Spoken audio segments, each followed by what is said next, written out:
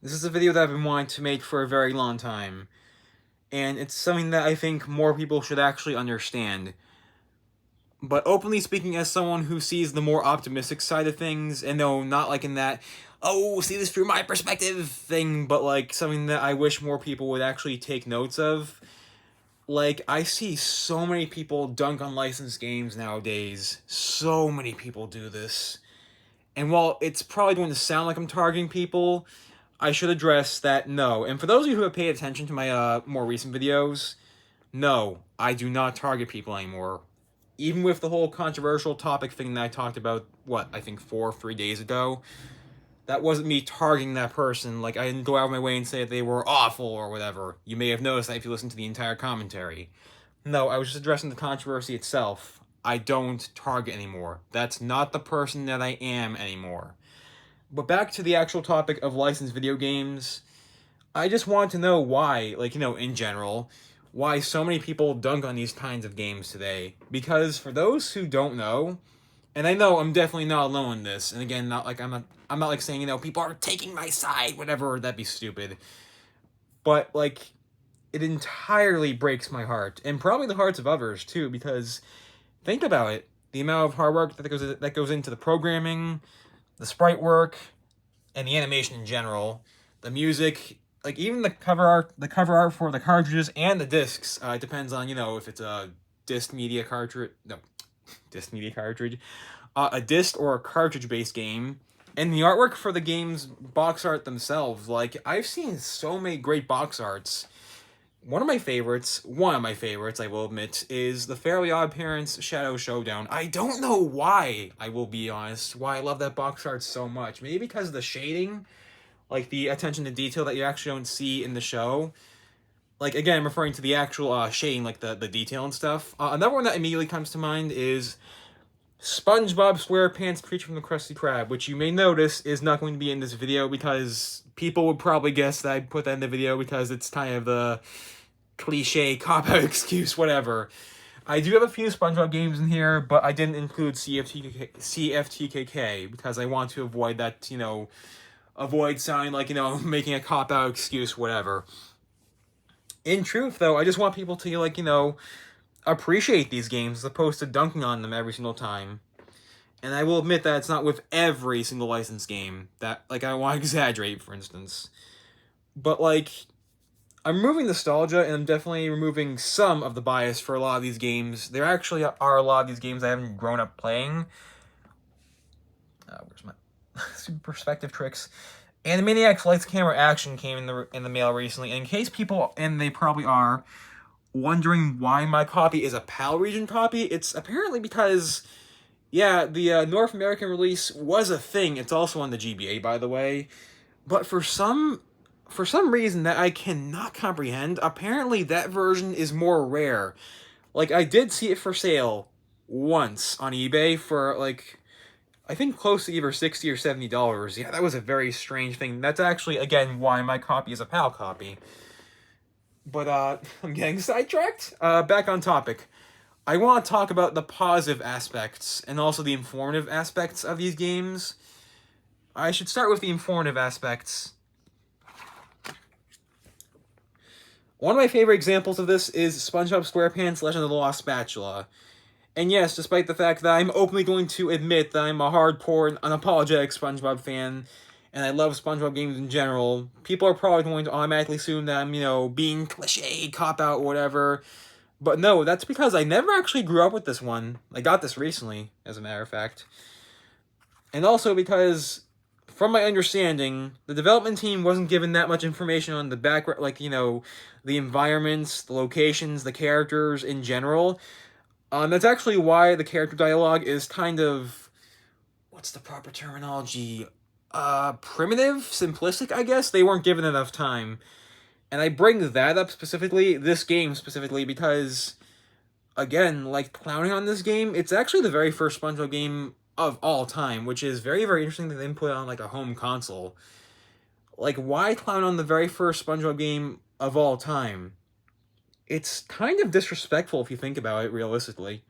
Because, again, they weren't given enough time, and I would imagine not much of a budget either, because, I think the game was rushed. It came out in, I believe, either 2000 or 2001. I'm not sure if it says it on the cartridge itself. It might say in the manual, which I will get. I will try and get the manual at some point, either that or look for one of those scans of the manuals. They want to always cross-reference this stuff before I make claims like this. But I can safely assume, is what I mean, that the development cycle was very rushed. Not as rushed as Revenge of the Flying Dutchman, which that is a game that I do know had a very rushed development cycle. No matter which platform you're playing it on, be it on the console version, GameCube, PS2, and I believe Xbox, I'm not entirely sure on that. But the GBA version was also, I think it was slightly less rushed, if I'm not mistaken. But I never actually grew up with the console version. I have looked up footage of it, though, so I don't want to be like, a hypocrite or whatever. And speaking of that, I will admit this is nostalgic for me. And I'm kind of not ashamed to admit that. Although I point that out because I don't want to be nostalgia blind by it. In case people are wondering why this is so nostalgic to me, it's because I've literally had this since I was a kid. No, not like that cliche overused sentiment way of, oh, this brings me back to my childhood way. No. I've literally had this since 2004. I'm not even kidding. It's not my original copy of the game from 2004. It's actually a second replacement it's a second copy I got since 2004. Because I lost my actual first copy of the game. I don't remember what actually happened to it. But this is literally very sentimentally valuable to me. And I want to point this out as well. I want you to hear what I'm talking about when I mean that the music in Super Sponge specifically is some of my favorite music of all time. Where is it over here? I have my Bookport Plus right here. It's plugged in because it needs to charge.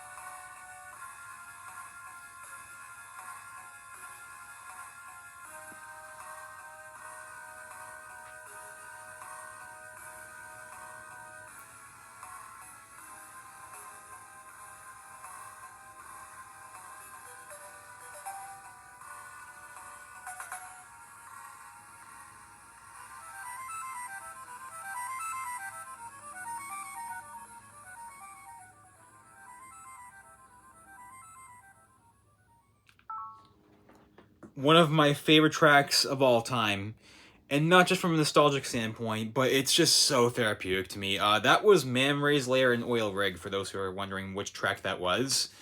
And that is, again, specifically from the GBA version of Super Sponge. I do like the PlayStation version of the track a little bit more, but also a little bit less. I don't really know why. Maybe it's because I actually played the GBA version as a kid a lot more. I did actually complete both versions, by the way. But it's just... I'm asking that people, appreciate stuff like this a lot more, because, like, that track, for instance, it's very therapeutic to me. And I'm pretty sure people would, find that track very therapeutic as well. It's very relaxing, to the point where I've actually fallen asleep to it. It is very, very beautiful. And there are other soundtracks that are very, very upbeat, very, very, very upbeat, very catchy. Animaniacs immediately comes to mind. I would play the soundtrack from this version, but unfortunately I don't have that version's soundtrack archived yet. I will try and get to it at some point. But it actually has recreations or more or less downscaled and or demakes of tracks from the Genesis version of all things. Which that's actually interesting in the way that the Genesis version has a completely different soundtrack from the Super Nintendo version. Aside from the Animaniacs main theme being on the title screen of every version, the rest of the soundtrack in the Super Nintendo version is kind of... it's really different from the other versions. Anyone else remember that weird period of time when that was actually a thing? Another example that comes to mind is Aladdin, by the way. Was it the Super Nintendo version played differently as well, and also had a completely different soundtrack, whereas the Genesis version is, I believe, the one that most people actually grew up playing. But I want to get back on topic once again. All I'm asking is for people to stop, ranting and raving and talking about how horrible these games are, and appreciate them. That's actually why it breaks my heart every time I hear licensed games brought up in a conversation, only for them to be, metaphorically, crapped on. It's very heartbreaking because, again, and openly and publicly speaking as someone who's all for moralities and stuff, not like in a preachy, pretentious way, but in a realistic way, that comes across as very insulting to the artists, the composers, the programmers. Think of it, especially back to the whole artwork thing. A lot of hard work went into making the box art or cartridge art, and especially the sprite work or 3D character models look as presentable as possible. And back to Legend of the Lost Spatula, that game was rushed. Revenge of the Flying Dutchman was also rushed. That's the one that I do know for a fact had a very troubled development cycle. I actually hear it's a very common problem with licensed games in general. And I want to wrap this up with one last thing. Actually, two more things. Things that people... I'm not being disrespectful, it's just that I can see that, people don't get this. Which is why I'm, being civil and very, very polite with my inflections, pardon me. Nothing exists without passionate fans of it, and that actually can apply to every form of media imaginable. And if we're talking about licensed games specifically, keep in mind, acquiring the rights to the characters in the voice, not permanently acquiring the rights, but, having enough of a budget and development cycle time and whatever to use the getting the rights to use the characters, having enough voice... Good lord, let me try again. I really am having a hard time with this. But, every team needs a budget, and that budget needs to be big enough. That's actually the common reason as to why most of those awful licensed games come out that way. It's usually because, again, the team didn't have that much of a budget, or the programming was really, really bad, or a combination of both. And if we're talking about games that have voice acting, sometimes it's not very common from what I remember, but sometimes they need voice doubles. The only exception I can think of that would immediately come to mind, if I had to wager a guess, would be Spongebob. I'm talking about Spongebob games in general, which I think that's the reason why in the Altron Spongebob trilogy, which that's true for Square, Atlantis, Squarepantis, and Drawn to Life Spongebob Edition, they probably either could not add voice clips in general, because we're talking about the DS and stuff, or they couldn't acquire the rights to use SpongeBob's voice. And for those who don't know about that specifically, Viacom kind of has the copyright to SpongeBob's voice. Yeah, I actually did not know that originally. I'm not sure if anyone else did either. But I'm just asking, and I want you guys to understand this. I'm going to end this by asking the one question, I've been asking myself that other people don't understand for a long time.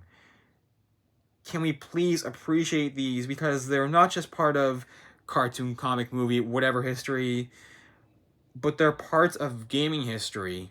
And every time someone rants and raves about how horrible games like these are, it completely breaks my heart. So please, let's end this here and just appreciate stuff like that. Hopefully that clears up my overall opinion and, morality and or philosophical implication and or understanding of licensed games and why I like them. And keep in mind, it's in the end, it's more or less just my silly opinion, but it's also appreciation. So, with that being said, Sir Bop-A-Lot, signing out.